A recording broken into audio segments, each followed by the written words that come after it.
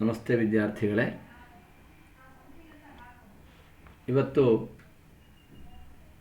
ಪ್ರಬಂಧದ ಪ್ರಾಮುಖ್ಯತೆಯನ್ನು ಮತ್ತು 10ನೇ ತರಗತಿಯ ಪ್ರಬಂಧವನ್ನು ಕಲಿಯೋಣ. ಪ್ರಬಂಧ ಅಂದ್ರೇನು ನೋಡಿ, 5ನೇ ಕ್ಲಾಸಿಂದ ನೀವು ಎಲ್ಲ ಭಾಷೆಗಳಲ್ಲೂ ಪ್ರಬಂಧವನ್ನು ಬರಿತಾ ಬಂದಿದ್ದೀರಿ. ಪ್ರಬಂಧದ ಉದ್ದೇಶ ಇಷ್ಟೇ, ಒಂದು ವಿಷಯವನ್ನು ಚೆನ್ನಾಗಿ ತಿಳ್ಕೊಂಡು ಅದನ್ನು ವ್ಯವಸ್ಥಿತವಾದಂತಹ ರೀತಿಯಲ್ಲಿ ತಿಳಿಸಿಕೊಡೋದು. ಪ್ರಕೃಷ್ಟೇನ ಬಂಧ ಪ್ರಬಂಧ ಅಂತ ಹೇಳ್ತೀವಿ.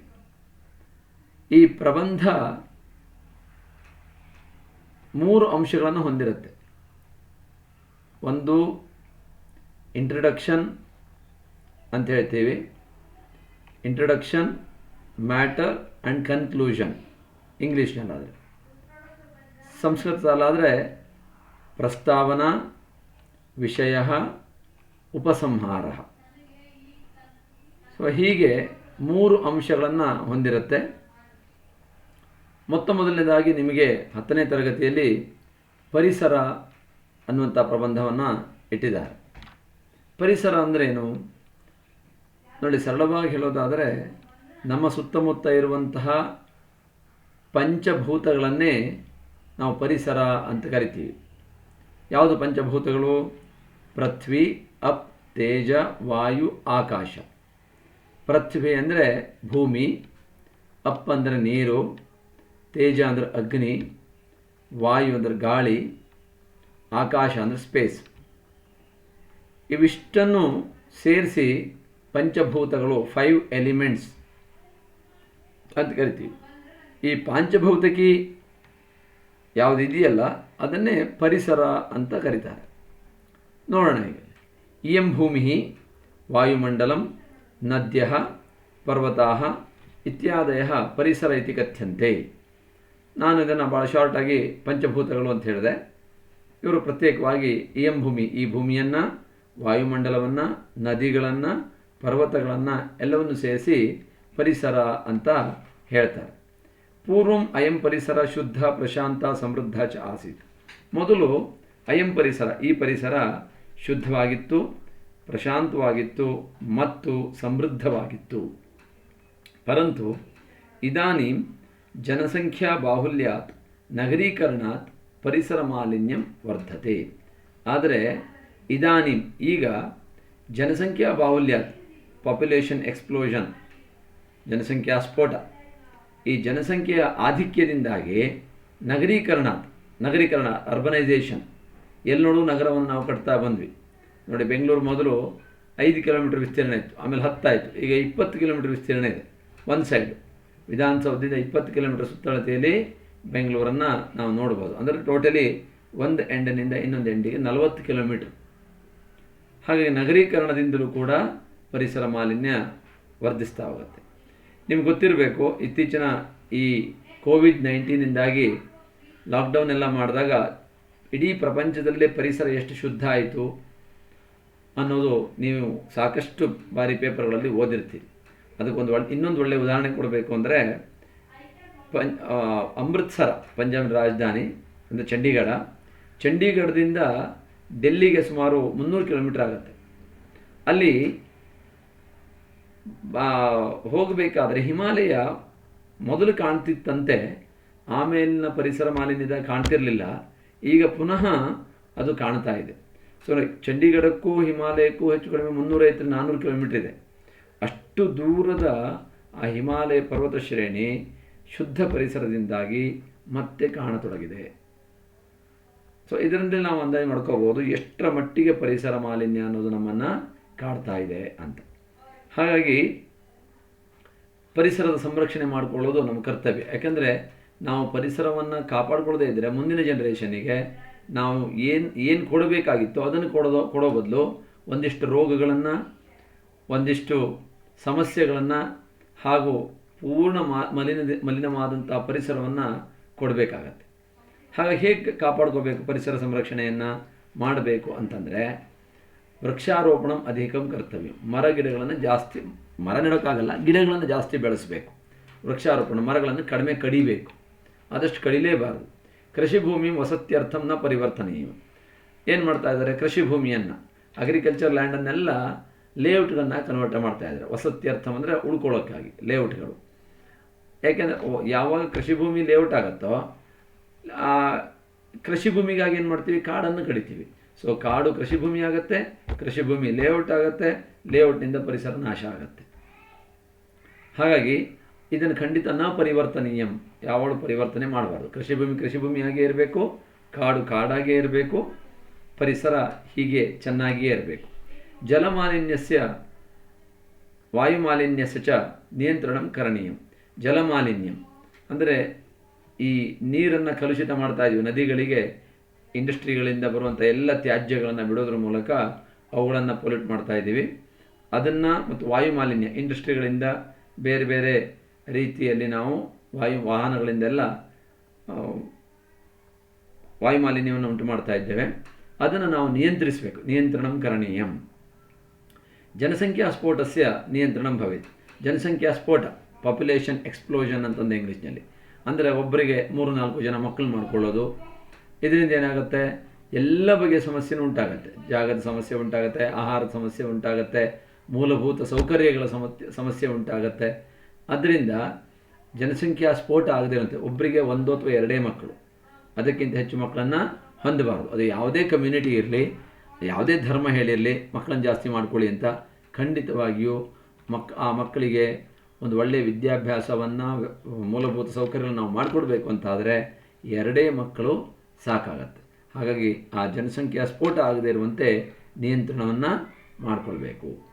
ಪ್ಲಾಸ್ಟಿಕ್ ಇತ್ಯಾದಿ ವಸ್ತುವಿನ ಉಪಯೋಗನ ಕರಣೀಯ. ಪ್ಲಾಸ್ಟಿಕ್ ಮೊದಲಾದಂಥ ವಸ್ತುಗಳ ಉಪಯೋಗವನ್ನು ನಾವು ಆದಷ್ಟು ಮಾಡಬಾರ್ದು. ಒಮ್ಮೆ ಮಾಡೋದಾದ್ರೂ ಆ ವಸ್ತುಗಳನ್ನು ಪುನರುಪಯೋಗಕ್ಕೆ ಬರುವಂತಹ, ರೀಸೈಕ್ಲಿಂಗ್ ಅಂತ ಹೇಳ್ತೀವಲ್ಲ, ಪುನರುಪಯೋಗಕ್ಕೆ ಬರುವಂತಹ ವಸ್ತುಗಳನ್ನೇ ಹೆಚ್ಚು ಉಪಯೋಗಿಸಬೇಕು.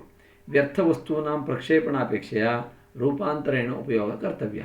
ವ್ಯರ್ಥ ವಸ್ತುಗಳನ್ನು ಅಂದರೆ ಒಂದು ಬಾರಿ ಯೂಸ್ ಮಾಡಿ ಎಸೆಯುವಂಥ ವಸ್ತುಗಳ ಬದಲು ಅದರ ರೂಪಾಂತರಣ ಅಂದರೆ ರೀಸೈಕಲ್ ಮಾಡಲಿಕ್ಕೆ ಯಾವ್ಯಾವ ರೀತಿಯಲ್ಲಿ ಪ್ರಯೋಜನ ಆಗುತ್ತೋ ಅಂಥ ವಸ್ತುಗಳನ್ನೇ ನಾವು ಬಳಸಬೇಕು.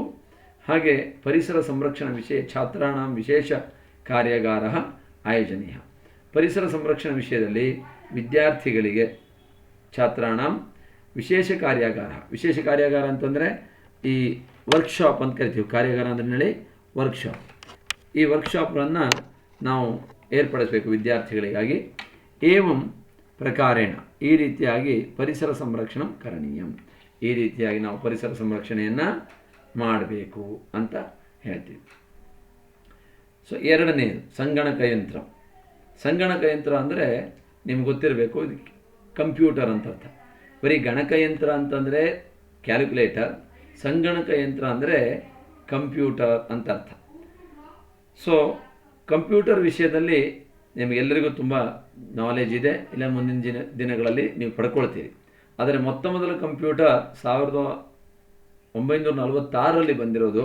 ನಿಮ್ಮ ನಂತರ ನೋಡ್ತೀರಿ ಅದರ ಚಿತ್ರವನ್ನು ನೋಡಿ, ಹೇಗಿತ್ತು ಕಂಪ್ಯೂಟರ್ ಅನ್ನೋದನ್ನು ನೀವು ನೋಡ್ಬೋದು. ನೋಡಿ, ಇದು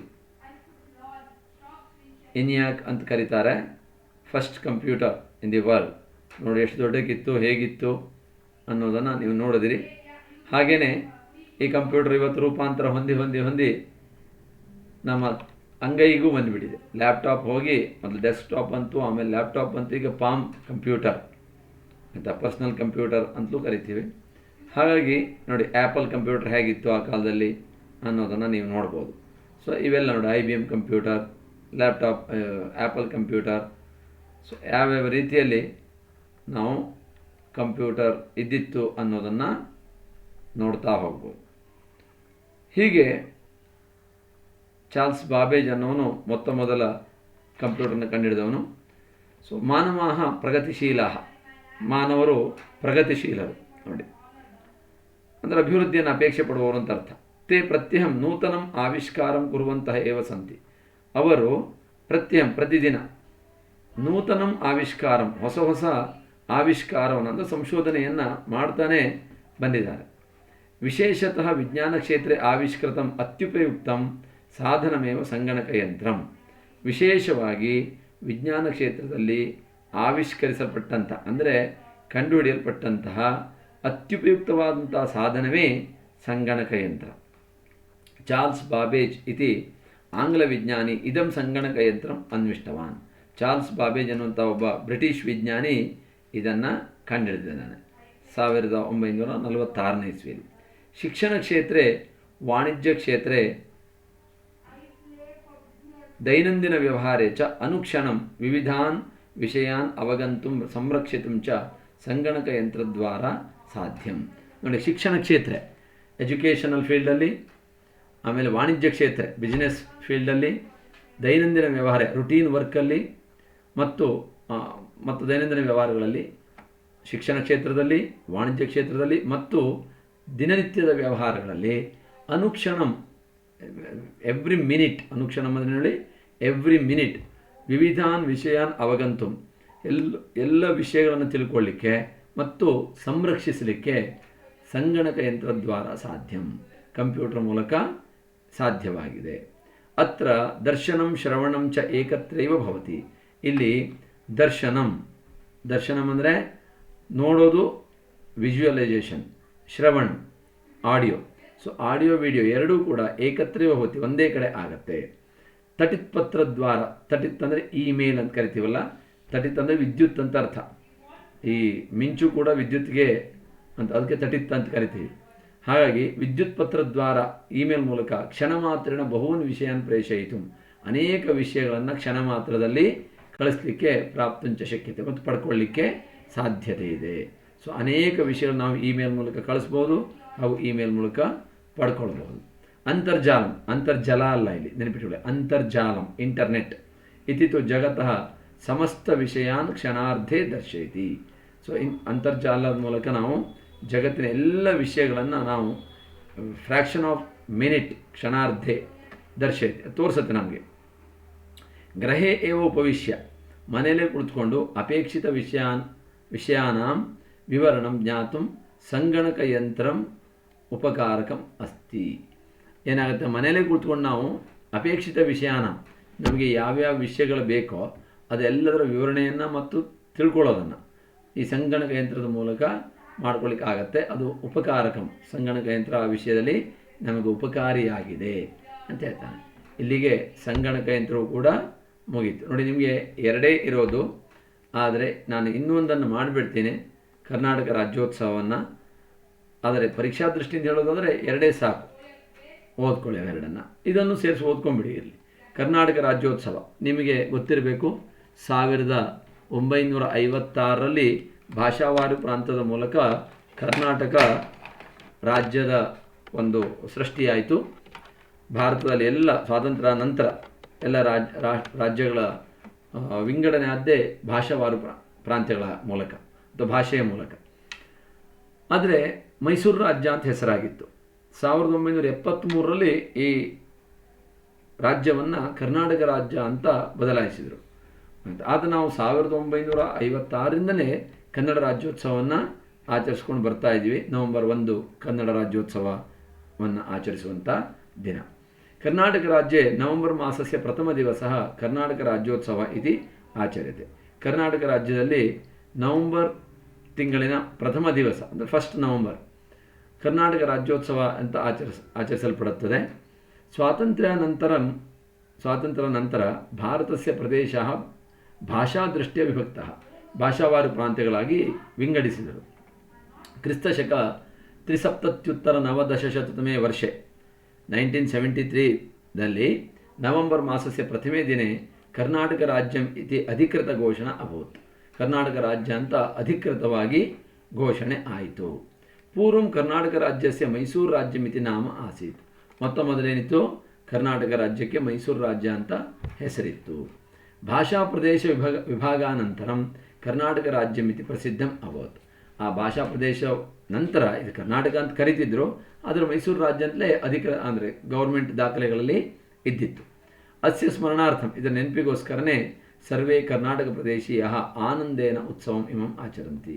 ಇದಕ್ಕೋಸ್ಕರನೇ ಎಲ್ಲ ಕರ್ನಾಟಕದವರು ಒಂದಾದ್ವಿ ಅಂತ. ಯಾಕೆಂದರೆ ಕರ್ನಾಟಕವನ್ನು ಬಾಂಬೆ ಕರ್ನಾಟಕ, ಹೈದರಾಬಾದ್ ಕರ್ನಾಟಕ, ಮೈಸೂರು ಕರ್ನಾಟಕ ಮಡ್ರಾಸ್ ಕರ್ನಾಟಕ, ಹೀಗೆ ಬೇರೆ ಬೇರೆ ಪ್ರಾಂತ್ಯಗಳಾಗಿ ವಿಂಗಡಿಸಿಬಿಟ್ಟಿದ್ರು. ಅಂದರೆ ಬಾಂಬೆ ಕರ್ನಾಟಕ ಅಂತಂದರೆ ಆ ಭಾಗಕ್ಕೆಲ್ಲ ಬಾಂಬೆನೇ ಹೆಡ್ ಆಫೀಸ್ ಆಗಿತ್ತು. ಹಾಗೆ ಮುಂಬೈ ಹೈದರಾಬಾದ್ ಕರ್ನಾಟಕಕ್ಕೆ ಹೈದರಾಬಾದ್ ಇಂಪಾರ್ಟೆನ್ಸ್ ಆಗಿತ್ತು. ನಮಗೆ ಮಡ್ರಾಸ್ ಕರ್ನಾಟಕಕ್ಕೆ ಮದ್ರಾಸ್ ಆಗಿತ್ತು. ಮೈಸೂರು ಕರ್ನಾಟಕ ಮೈಸೂರು ಆಗಿತ್ತು. ಹೀಗೆ ಬೇರೆ ಬೇರೆ ಪ್ರದೇಶಗಳಿಗೆ ಬೇರೆ ಬೇರೆ ಮುಖ್ಯ ಸ್ಥಳಗಳಾದ್ದರಿಂದ ಕರ್ನಾಟಕ ಅನ್ನುವಂಥ ಒಂದು ರಾಜ್ಯವೇ ಇರಲಿಲ್ಲ. ಬಟ್ ಅದನ್ನೆಲ್ಲ ಒಟ್ಟು ಮಾಡಿ ಏನು ಮಾಡಿದ್ರು, ಕರ್ನಾಟಕ ರಾಜ್ಯ ಅಂತ ಹೆಸರಿಟ್ಟರು. ಮತ್ತು ಮೈಸೂರು ರಾಜ್ಯ ಅಂತ ಮೊದಲು ಹೆಸರಿಟ್ಟರು, ಆಮೇಲೆ ಕರ್ನಾಟಕ ರಾಜ್ಯ ಅಂತ ಇಟ್ಟರು. ಏನೇ ಇತ್ತು ನವಂಬರ್ 1ನೇ ತಾರೀಕಿಗೆ 2 ಆಗಿರೋದ್ರಿಂದ 1956ರಿಂದಲೂ ಕರ್ನಾಟಕ ರಾಜ್ಯೋತ್ಸವವನ್ನು ಆಚರಿಸ್ತಾ ಬಂದ್ವಿ. ಅಸ್ಮಿನ್ ಸಂದರ್ಭೆ ಸಾಹಿತ್ಯ, ಸಂಗೀತ, ನೃತ್ಯ, ನಾಟಕ, ವಿಜ್ಞಾನಾದಿಷು ಕ್ಷೇತ್ರೇಷು ವಿಖ್ಯಾತೆಭ್ಯ ಸರ್ವಕಾರೇಣ ಪ್ರಶಸ್ತೆಯ ಪ್ರದೀಯಂತೆ.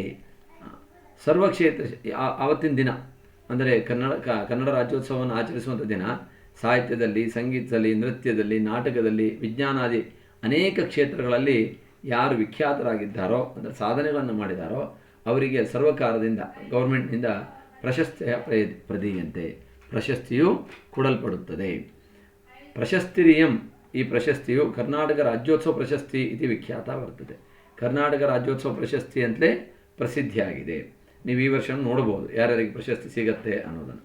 ಕರ್ನಾಟಕ ಸರ್ವತ್ರ ಧ್ವಜಾರೋಹಣಂ ಭುವನೇಶ್ವರಿ ಪೂಜಾದಿಕಂಚ ಕೃತ್ವ ಗೌರವಂ ಅರ್ಪಯಂತಿ. ಕರ್ನಾಟಕದ ಎಲ್ಲ ಕಡೆ ಧ್ವಜಾರೋಹಣ ಮಾಡ್ತಾರೆ. ಗೊತ್ತು ನಿಮಗೆ, ಕರ್ನಾಟಕದ ಧ್ವಜ, ಕನ್ನಡ ಧ್ವಜ ಅರಿಸಿನ ಮತ್ತು ಕೆಂಪನ್ನು ಹೊಂದಿರುವಂಥದ್ದು. ಹಾಗೆ ಕನ್ನಡದ ಮಾತೆ ಭುವನೇಶ್ವರಿ ದೇವಿ, ಇದರ ಪೂಜೆಯನ್ನು ಮಾಡಿ ಗೌರವಂ ಅರ್ಪಯಂತಿ, ಗೌರವವನ್ನು ಅರ್ಪಿಸ್ತಾರೆ. ಅನೇನ ಸರ್ವೇಷಾಂ ಮನಸ್ಸಿ ವಯಂ ಸರ್ವೇ ಕರ್ನಾಟಕೀಯಾ ಇತಿ ಭಾವನಾ ಉತ್ಪದ್ಯತೆ. ಇದರಿಂದ ಅಂದರೆ ಈ ರೀತಿ ಗೌರವವನ್ನು ಅರ್ಪಿಸೋದ್ರಿಂದ ಮತ್ತು ಆಚರಣೆಯನ್ನು ಮಾಡೋದ್ರಿಂದ ಎಲ್ಲರ ಮನಸ್ಸಿನಲ್ಲಿ ವಯಂ ಸರ್ವೇ ಕರ್ನಾಟಕೀಯ, ನಾವೆಲ್ಲರೂ ಕರ್ನಾಟಕದವರು ಎನ್ನುವಂಥ ಒಂದು ಭಾವನೆ ಉತ್ಪತ್ತಿಯಾಗುತ್ತದೆ. ಹೀಗೆ ಕರ್ನಾಟಕ ರಾಜ್ಯೋತ್ಸವ ನಮ್ಮೆಲ್ಲರನ್ನ ಒಂದುಗೂಡಿಸುತ್ತೆ, ನಮಗೆ ಆನಂದವನ್ನು ತಂದುಕೊಡುತ್ತೆ. ನೀವು ಇನ್ನೊಂದು ವಿಶೇಷ ಹೇಳಬೇಕಂದ್ರೆ, ಈ ಕನ್ನಡ ತಾಯಿ ಭುವನೇಶ್ವರಿಯನ್ನು ಇಡೀ ರಾಜ್ಯದಲ್ಲಿ 2 ಕಡೆ ನೀವು ನೋಡ್ಬೋದು. ಒಂದು ಹಂಪೆಯಲ್ಲಿ ಭುವನೇಶ್ವರಿಯ ಮೂರ್ತಿ ಇದೆ, ಆದರೆ ಅದಕ್ಕೆ ದೇವಸ್ಥಾನ ಇಲ್ಲ. ಇನ್ನೊಂದು ಉತ್ತರ ಕನ್ನಡ ಜಿಲ್ಲೆಯ ಸಿದ್ದಾಪುರ ತಾಲೂಕಿನ ಭುವನಗಿರಿ ಎನ್ನುವಂಥಲ್ಲಿ ಭುವನೇಶ್ವರಿ ದೇವಿಯನ್ನು ನೋಡ್ಬೋದು. ಅದು ದೇವಸ್ಥಾನವೇ ಇದೆ. ಸುಮಾರು ಒಂದು 800-900 ವರ್ಷಗಳ ಹಿಂದಿನ ದೇವಸ್ಥಾನ ಅದು. ಅಂತಹ ಅಂದರೆ ಭುವನೇಶ್ವರಿ ದೇವಸ್ಥಾನ ಇರುವಂಥದ್ದು ಒಂದೇ ಇಡೀ ರಾಜ್ಯದಲ್ಲಿ, ಅದು ಭುವನಗಿರಿ, ಉತ್ತರ ಕನ್ನಡ ಜಿಲ್ಲೆ, ಸಿದ್ದಾಪುರ ತಾಲೂಕು. ಆದರೆ ಭುವನೇಶ್ವರಿಯ ವಿಗ್ರಹ 2 ಕಡೆ ಇದೆ, ಹಂಪಿಯಲ್ಲೂ ಕೂಡ. ಅದರಿಂದ ನೀವು ಸಾಧ್ಯ ಆದರೆ ಇದೆಲ್ಲವನ್ನು ನೋಡಿ ಹಾಗೆ ಆನಂದಿಸಿ ಅಂತ ಹೇಳ್ತಾ ಈ ಪ್ರಬಂಧವನ್ನು ನೋಡಿ. ನಿಮಗೆ ಕರ್ನಾಟಕ ರಾಜ್ಯೋತ್ಸವದ ಎಲ್ಲ ಚಿತ್ರಗಳಿವು. ಇನ್ನೂ ಅದರ ಸೆಲೆಬ್ರೇಷನ್ ಬೇರೆ ಬೇರೆ ಚಿತ್ರಗಳು ಬರ್ತವೆ.